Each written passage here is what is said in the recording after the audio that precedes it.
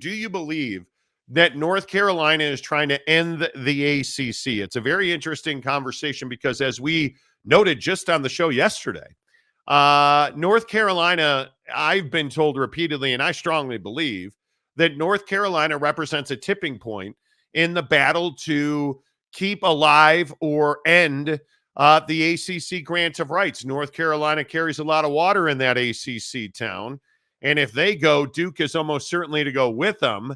This represents a significant change, as Brett McMurphy from the Action Network reported yesterday, that UNC trustee David Boliek made a public statement where he ripped the ACC's lack of revenue generation and essentially pointed to the fact that North Carolina's got to take immediate action to preserve their athletic viability. Is he just using other language, Jake, to say that North Carolina may well be on their way out of the ACC conference? I mean, there's no question that he's certainly threatening that. I think that's the, without saying it, he's saying, hey, yeah, we've been having conversations. We obviously, as a power brand in college athletics, know people and have relationships. So, yeah, I mean, there's definitely undertones of threatening to leave, threatening to try to blow up the grant of rights. But again, I'm going to keep saying it, whether it's UNC or Florida State, the grant of rights is the grant of rights. We can go round and round and do hours and hours and hours of shows on whether they can break it or not. They can't break it. You're not going to break it. That's not the correct path to go if you want to change your situation. And this is the part of the conversation where we graduate from, hey, it's Florida State and Clemson trying to do things, to now we get to talk about UNC and most likely Duke trying to do things. And I think that's the part where the ACC needs to be concerned, because UNC and Duke have power. They have legitimate and real tangible power. And whether it's with ESPN or whether it's with, the Big Ten, they will find a way through relationships to get done what they need to get done. And the only question really is timeline, because those things don't typically happen quickly. Typically, this is going to be a several year process, if you will. And I don't even know what that would look like, given the grant of rights is what the grant of rights is. So I think that this was inevitable. But I think the most interesting part of this statement and this tweet yesterday is just the timing of it. You chose now to put out a statement saying that, UNC's got to do whatever it can do to save its athletic department, as if its athletic department's going to burn to the ground with such little revenue in the ACC. The UNC is making loads of money. Now, they're not making Big Ten money, right? And I understand that's frustrating to them. But the suffering poverty argument out of UNC is not necessarily accurate. They're going to be fine. I don't think they're crying poor, but they are crying with a lack of competitiveness financially. And I think, is competitiveness the way to say that? They are unable. They are unable to compete with their SEC competitors. They are watching the SEC, by the minute, it seems, become a better basketball conference, or close to the ACC. Now, you're not, in my opinion, in danger of being better than the ACC next year. But North Carolina, that's a school that fancies itself a basketball school that wants to play high-level football.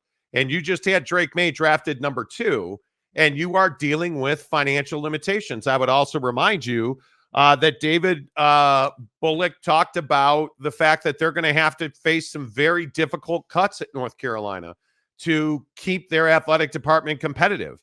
And that is the world we live in. What's more important, making athletic cuts, or is it more important to compete athletically?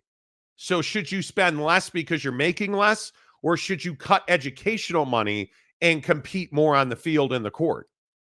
And I think it's ridiculous to think that you're going to cut academic money to be more competitive athletically.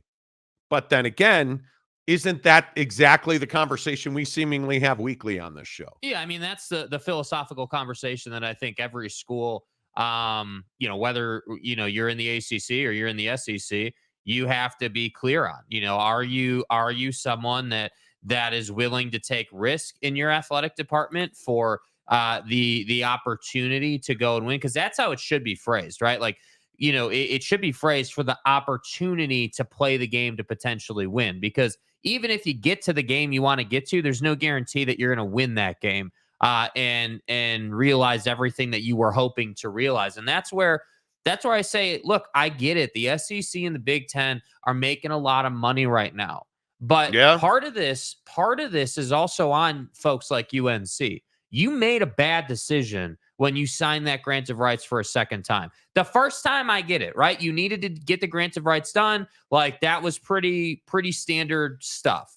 But when you renewed that grant of rights and you renewed it for such a long time, I guess you just had no thought to, hey, well, if we're locked into this agreement, which we feel really good about at the date of signing, should we have any consideration of the idea that maybe the landscape's going to change over the next 10 to 12 years, and maybe we shouldn't sign an agreement that locks us in for that long? But I think there were a lot of people with their heads in the sand. I think there were a lot of people that thought, it's college football. Where's it going to go? Right. And I think we all now know that it's going to hell in a handbasket. And I think this idea that you have a significant voice at North Carolina calling out the ACC's lack of revenue, I think speaks directly to the future of this conference. And I think this is the first time we'll say, or at least that I'll say, this is a real now existential crisis for the ACC. Without North Carolina, this conference does not exist. And I continue to tell you, the lifeblood, the heartbeat of the ACC, that's right, it's Tobacco Road. And if North Carolina and Duke are out and they are a package deal, you can assume that you're going to get North Carolina State. You can assume already that Clemson and Florida State are in that. That's 5 teams right there. And I think if you put Louisville and Miami in that conversation, that's 7 teams right there. Like, there's real momentum now. There is real momentum now where you can build a coalition of enough members of this conference to break that grant of rights. Is this a shot over the bow? I don't know. Is this an accidental statement? No, it is not. These statements are not accidental. Mm-hmm. You are making public statements about a lack of revenue purposefully. You are making these kind of statements to drive an agenda, to drive a final outcome. And I think that final outcome is very clearly North Carolina wants to pull more money, deservedly so. And I think that there's only 2 ways you do that. Other members of this conference leave, the grant of rights is unchanged, and you take a lion's share of the revenue. Or the conference disintegrates, you wind up in the Big Ten with Duke, and you're making more money. Mm-hmm. It's that simple. And the Big Ten, as we've told you before, would love to add North Carolina and Duke and pay them full freight because they desperately need help in the basketball department. Like the Big Ten basketball has struggled, and a lot of it is Michigan's struggles, frankly. But you're looking at the end of an era in East Lansing at Michigan State with Tom Izzo. You are looking at an Indiana program that needs to sustain excellence and has not for some time. I mean, you simply have now these incoming 4 members. The Pac-12 has not been a great conference. USC and UCLA have struggled financially and otherwise with UCLA for years now. And the question is, how does the Big Ten get better in basketball? Well, adding North Carolina and Duke, I think, accomplishes that. Yeah, and I also think to that end, like, what is the Big Ten's willingness to get after the ACC? Because you remember the Big Ten was real careful with the Pac-12, right? Like, hey, we don't want to be seen to be raiding conferences. We don't want to be seen to, be hurting other conferences. But I think the times have changed a little bit. I don't necessarily know that the Big Ten has a choice. I mean, if you're the Big Ten, you're sitting here waiting for your next opportunity. Not to say that your mission is to destroy the ACC, but But we're talking about Carolina and Duke. I know. And that's the thing. The reality is like, if they're sitting there available, you have to go and get them. And that's the unfortunate side of the process. Like, I'm not going to sit here and blame the Big Ten or the SEC for swallowing up these other brands that, want to get out and want to do better for themselves. But I have a real hard time with, hey, like, and you're not wrong. Everybody had their head in the sand, but that's not a cop out for, hey, you signed an agreement and now you don't like that agreement because other conferences have done better business than you and your conference have done. And I think that's the hard part, is like, we're sitting here talking about UNC being upset that they're not making as much money as other conferences. We're not talking about, hey, like, you're not going to be able to pay your bills next month. And that's the hard part with college athletics now. To a certain extent, I think we are talking about that. I would argue that point. I think when we look at these lawsuits, I think when we look at the lack of football funding at North Carolina, which is self-inflicted, obviously, you look at, in totality, the lack of flexibility that ACC schools are dealing with, and you quickly start to understand that you are standing still in the ACC. The Big Ten is moving forward. The SEC is moving forward. The Big 12 is moving forward. You're not moving forward. Mm-hmm. You're moving backward. What's the common denominator with the other three conferences? They all got new grant of rights that pay them significantly more than they were making. And they have stability and they have unity. You do not have that in the ACC. You have just the opposite. That's why I say I do think that the ACC had their head in the sand for a long time. I think the ACC is very different than the Pac-12 because the Pac-12 had an expiring grant of rights, but the infighting is no different. Mm-hmm. The vitriol is no different. The arrogance is no different. I think the only difference is there is a path to melting this conference down. And if we continue to get heat from the trustees at North Carolina, it's simply a matter of time. Mm-hmm. What's the next indicator? Are you telling me UNC athletic director Bubba Cunningham would say something like this publicly? I highly doubt that. Yeah, I highly doubt. It's not necessary for him, Yeah, I guess. he's not going to dump a can of gasoline out in the fire here. I just don't know what the upside of that for Carolina is. I do believe that you are going to see North Carolina at some point make a significant move. Is that joining a lawsuit? Could be. I don't know what their other options would be, but now we're on the clock. Now we are waiting, because if North Carolina is saying this publicly, they've talked about it privately amongst many, many people. And again, I can only tell you, months ago, or a couple months ago, a month ago, 6 weeks ago, we told you that Brett Yormark has been aggressively marketing, and he has spoken to, or his emissaries have spoken to, Duke and Carolina. Right. And a lot of other people in that conference. I know the Big 12 holds Louisville in very high regard. Mm-hmm. So I know that they have reached out to others. Yeah, which makes a lot of sense if you're Brett Yormark, right? I mean, you see what's on the horizon. You do. Hey, there's some opportunity here, and even if we don't get UNC and Duke, right? Even if maybe, we're not their first choice, if we can pick up Louisville, let's say, or we can pick up, the second cut of the best ACC talent, we're going to take that all day. And I think that for the Big 12, that's the kind of splash that you need to be making, because if you're sitting there in the SEC looking at this, you're pretty happy with where you're sitting. I feel like maybe, you'd be interested in adding, I guess, Florida State or, a couple of schools, but I don't think the SEC is like, man, we got to add and add and add. They're sitting here saying, how do we sustain and keep growing at a controlled, and reasonable pace, because we're leading and all we got to do is keep doing what we've been doing and we're going to be in a great spot.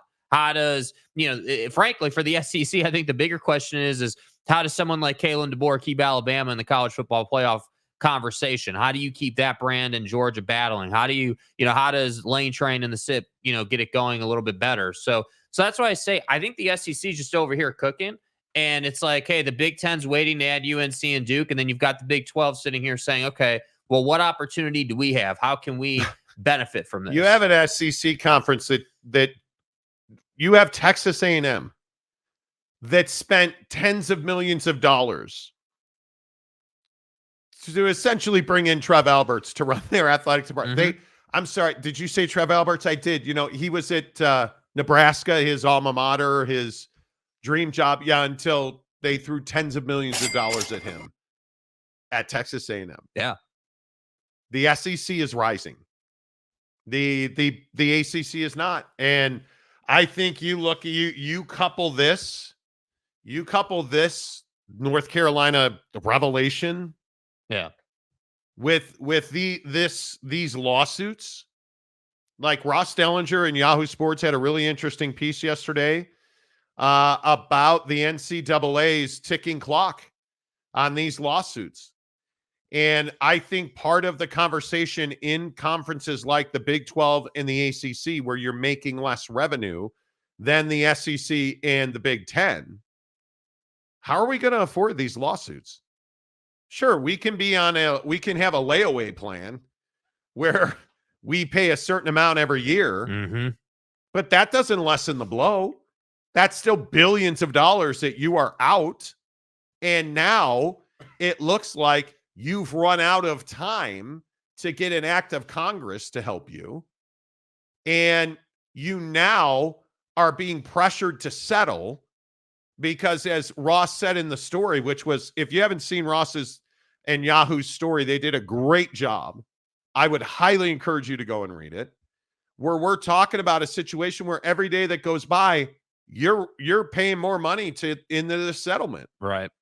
The price tag keeps going up, as Ross talked about. And I believe that we are in a situation where they are being leveraged. The NCAA, made up of all these universities we're talking about, North Carolina. Do you think that North Carolina has not tried to figure out where in the hell are we going to get the money to pay this and still be competitive in sports? Yeah, I mean, you think about the current number, it's estimated at $22 million a year per school to pay for these lawsuits. And I think that's a big chunk of change. I mean, there's no that's a meaningful amount of money. $30 million a year like for a decade. It's a lot of money, dude. That's a lot of money. That is, I mean, imagine being the University of Arizona. Where are you getting $30 extra million, Cal Berkeley, UCLA? How important is that $10 million that UCLA is going to have to cough up now to Cal? Well, I'm going to feel like that's pretty significant. You look at the kind of money that we may be talking about, and I say may because we're in a situation where we don't know if they're going to settle. I mean, you have to settle. Right. There's no joy. There is no happiness, as we always say in golf.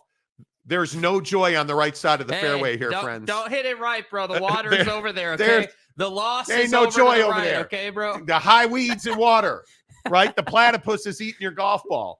Well, the platypus is eating your profits if you're an NCAA member here. Well, and I think the real tough look, too, is like in the Ross article, there was a lot of talk about how, during court proceedings and like after court proceedings and everything, Charlie Baker is working his ass off to go to the legislature on Capitol Hill and try to get immunity for the NCAA. And the problem is the timing with which this ask is being asked, because you're in an election year, which Ross points out in the article, which means that Congress is not going to be willing to rock the boat and hand out envelopes to billionaires. Like you're not going to do that in an election year, presidential election year. And as Ross also pointed out, Charlie's been lobbying Congress for how long to give the NCAA some type of immunity situation, and it's never happened. And so the idea that now it would happen, when you need it most is ridiculous. That it's just simply not going to happen at this time. And so the situation you have running parallel to this board of trustees situation at UNC is the NCAA is sitting here literally getting a thumb push down on them, basically saying, hey, like, you guys aren't going to get immunity, and every day that goes by, the price goes up. And so how can we settle, and as part of that settlement, get meaningful change to what everybody likes to say, the system, meaning the way the money moves through college athletics, players getting paid, NIL, all this stuff. And that's what I think is difficult. We're in a time where the NCAA itself is getting attacked, and you have conferences melting down because of that, in a sense, where it's like, because I think it's a fair point. Hey, if you're UNC, you're sitting here saying, how are we going to pay for this? And we're falling behind the SEC. So, but it's not even the falling behind part. Think about the real world economics of the next 5 years. Hell, the next 2 years. I mean, this is you squatting over a vice and having them lock that thing down on your nuts. Because is that too graphic? I mean, it could have It's been a little graphic. But my point is, this is quite literally, this is your balls in a vice. Yeah. This is and let's call it $30 million. Let's go, because that's probably the top of the table for a settlement. And let's use UCLA, North Carolina, whoever you want to choose, UCLA. UCLA now is paying $30 million a year for 10 years, on top of $10 million a year for 6 years. You're now at $90 million, right? I mean, think about this. You're at, $30 million for 10 years is $300 million. You're at $390 million over the next 10 years. You're screwed. That's not profitable. You are already taking a smaller cut. Oh, did I mention you also got to throw on the revenue sharing that's going to happen with the players? So wait, now if you're UCLA, you're paying $10 million a year for 6 years to Cal. That's $60 million, $360 million. Now we're at, over that decade, we're probably at close to $500 million out of your pocket. Let that, if not more, based on the revenue you generate. So now you look at North Carolina, which is it should be a revenue generating diesel engine. Yeah. With basketball, tournament shares, recent national championship, Facts. big time guys in the NBA. Drake May drafted number 3. What was it, to New England? Right. You're putting guys in the NFL. You're putting guys in the NBA. And you can't afford to compete anymore because you're also paying $30 million a year for 10 years. You're also paying, and I don't know what the cap will wind up being on revenue sharing. But you're looking at something in the order of you're probably losing $50 million a year. Yeah. In new money. Yeah. And new expenses. Let that sink in, man. I mean, that is just a boatload. You're $30 million a year on the settlement. And in profit sharing, do you understand what $20 million means to how different is $20 million in Chapel Hill versus Fresno, California? How different is, and this is the ultimate G5 conundrum. Hell, this is the ultimate across the P4 conundrum. Because if we're profit sharing $20 million a year and you're Pitt, think about SMU, and everybody keeps saying, well, the collective, Monty, here in Dallas, fuck the collective. We're talking about $50 million a year. Yeah. I don't care how much money you got in your collective. That's a lot of bread, dude. There's no way around that. And I'm talking about for the money-making juggernaut for Ohio State, who is the largest revenue generator, $50 million a year in extra costs. That's a lot of money. Yeah. So you look at, we can sit here and we can, everybody that had their piss hot over Kansas to the SEC, which is not happening yesterday. But you kind of understand why, hey, if I could make $20 million more dollars a year from where I'm at now. I mean, you need to find a way to find, shake the couch cushions. Every nickel, dime, and quarter matters. And then if you're North Carolina and your regents out here talking about how the ACC is not making you money, now you understand why, yeah, this is an existential crisis now that North Carolina is involved in the ACC meltdown. Yeah. You can't. And there was a bunch of people in the comment section on YouTube yesterday talking about how this is just going to work itself out. It's not going to work itself out, because I hope people understand, if there is not an act of Congress, the NCAA is going to be insolvent. These universities will not continue to kick down to the NCAA. That management structure is in real jeopardy. And if that goes away, which I still to this day am telling you, the NCAA is not going away. But if it becomes significantly less valuable to its membership, in the absence of leadership, somebody's going to fill that vacuum. And if you think a Super League is not happening, you're out of your mind. What is the solution for all of this conversation? Make more money. And if I can bring in private money, and I can bring in more partner dollars, if I can get more Bud money, if I can get more Coca-Cola money, more Toyota money, right, more all of this money, more Wells Fargo money. Look at golf right now. And you guys are going to be like, God damn it, Monty, we're not talking golf. Guys talk golf every day. It's a college football show. Did anybody see what the president of RBC, the Royal Bank of Canada, said? Everybody's like, oh, Monty, the PGA is going to be fine. Yeah, until RBC, who's got 3 events on the tour, said, this is not sustainable. We cannot continue to have golf set up this way. And now you find out yesterday that the PGA Tour had a major dude step down. And what did he say in stepping down?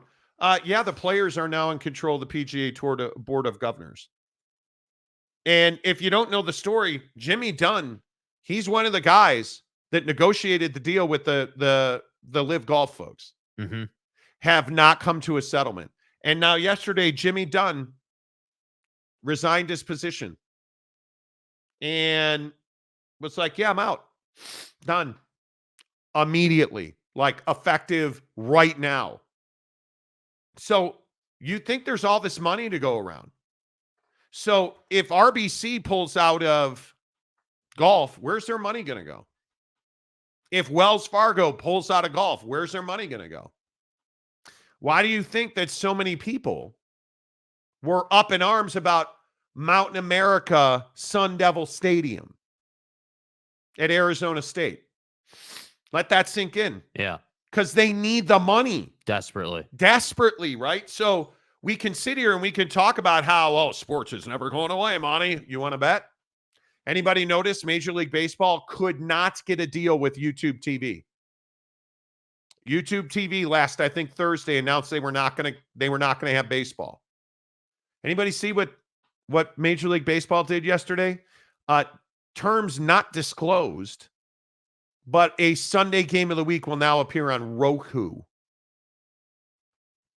Wait, I thought you said Roku. Roku. You got no Roku? Who watches Roku? But my point is, if you're Major League Baseball, you're out chasing the money. If you're NASCAR, you're out chasing the money. Do you think it's any different in college football and basketball? Do you think this situation in the ACC and North Carolina, do you really think that this is unrelated to these lawsuits and the struggle to get a settlement or immunity done? No, it's not. No, it's not. You need, if you're North Carolina, you need it right now. That's what this tells me about the North Carolina trustee yesterday. Yeah. You need it, and you need it right fucking now. Yeah. Because you're starting to feel You used to knock your hip out of place, right? You had to go to the chiropractor all the time because you were sitting on that fat ass wallet of yours. Well, now it's not so fat anymore because you're given $30 million a year to a settlement, and you're giving $20 million a year to revenue sharing. Yeah. And you're giving how I don't mean to be redundant. How does Arizona and UCLA even compete? How do you even compete? UCLA is giving Cal $10 million a year, which you might as well just send that money to the NIL settlement. How do you even compete if you're Cal? Yeah, you don't. And I think it is. I think this is absolutely this is where, and I know, Monty, you don't know shit, bro. Monty, you're drinking the blue Kool-Aid, man. Come on. I know. I don't know anything. Tell me again the Super League's dead. Tell me again. And I'll continue to tell you, that's where we're all going. Yeah. We can sit here and we can toy around with this. This North Carolina statement was not accidental. This was planned. This is a methodical beginning of the end of the ACC, in my opinion. Cold-blooded, clean, methodical, and thorough. I think it's the beginning of the end of the ACC as we know it. And I can't remember what everybody was saying last time we talked about this, but basically saying I'm pushing the panic button and you're giving North Carolina too much. Am I really giving North Carolina too much credit? Yeah, don't think you can say that anymore, man. I think that as soon as a brand like UNC starts talking, you're in trouble. Yeah, I think you're in big trouble. All right, let's get your thoughts in here. Hello, good morning, you guys. Thank you for being here. Make sure you hit the like button. We have had over 500 people watch this show already in the first 35 minutes.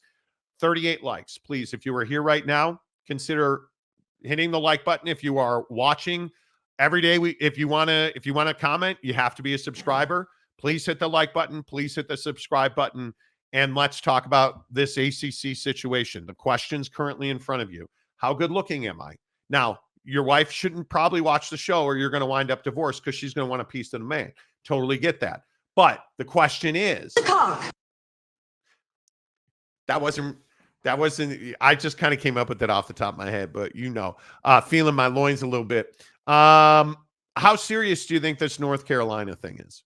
In the comments section right now, why do you think North Carolina came out yesterday and made this statement? Why do you think that North Carolina so aggressively came out and said, yeah, we're not making enough money.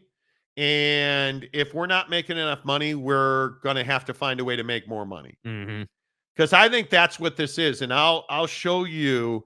Forgive me, I should have had this Brett McMurphy tweet already. But I want you to see this tweet because I think this is a big, big deal, man. I think this tweet right here. Oh, you have it already. I think that one you screenshot was a different one. UNC trustee David Boliek is advocating for UNC to join a higher revenue league. That's what we need to do. We need to do everything we can do to get there, or the alternative is the ACC is going to have to reconstruct itself. I think all options are on the table. See, and so that to me just screams of, hey, like, we're going to quote unquote reconstruct, meaning, hey, we're getting the lion's share, as you were saying, of the revenue. And then Boliek said Carolina's ability to maintain excellence at a high level is going to require really prudent budgeting and revenue models and potential cost cutting. A lot of it is due to the revenue or lack thereof revenue that we're not receiving from the ACC. UNC Board of Trustees approved an audit of the school's athletic department on Monday. No, I'm good with that. You wanna rebudget and see what's what? I'm cool with that. That's well within your right. I am telling you now, this is not accidental. This was not, hey, I'm just talking. This was purposeful. This is a shot over the bow. And you look at him saying that advocating for UNC to join a higher revenue league. That is the Big Ten. Yeah. That is the Big Ten.